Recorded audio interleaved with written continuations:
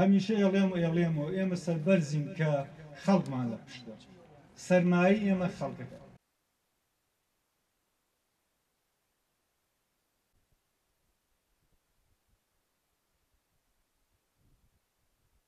دارە مەراسیمێک کە ئێمە ئێستا خەریکینی یەکەم ئەم مەراسیمە لە عەبابیلێ سازکراوە، لە گۆڕستانی عەبابیلێ.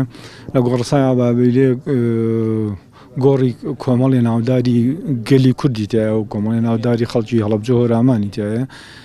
ئێمە کارمان لەسەرکردەوە ئەم گۆڕی ئەم کەسایەتیانە نۆژەنکەینەوە سەر لە نوێ ببێتە هەڵقەیەکی وەسڵ لە نێوان مێژووی ئەو کەسایەتیانە کە بە مردوویش جوێنن لەگەڵ نەوەکانی داهاتووە.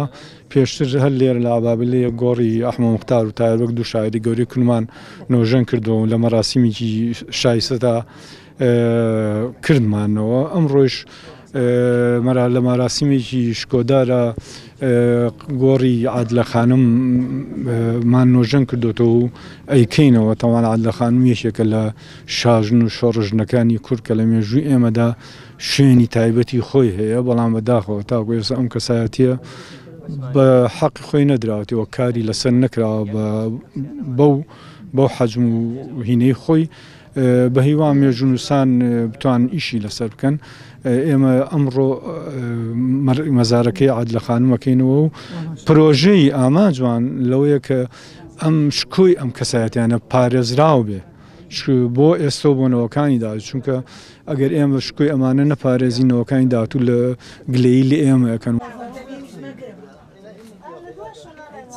کاکە ئیمڕۆ خۆشترین ڕۆژ بۆ بە نسبەتی منەوە، چونکە من لە زمانێک کە ئەمەوێ بێم ئەم جێگە قەبری عەبدولە خانمە چاکەم ئیسە بۆم ڕێک کەوت هاتووم چاک کراوەتەوە، زۆر پێخۆشحاڵم بۆ ئەوەی جێگەکەی دیار بێ ئەم خەڵکە کەیەن بزانن جێگەی عەبدولە خانم لەکوایە و جێگەکەی زۆر دیارە و زۆر سوپاسی خەڵکی هەڵەبجە ئەەکەم ئەمانەی کە هاتوون بۆ ئەم هینی قەبری عەبدولە خانمە زۆر سوپاسی هەموو لایەکەکەم و مەمنونی هەموو لایەکەم، زۆر دڵخۆشم، خۆشترین ڕۆژە بۆ من ئەم.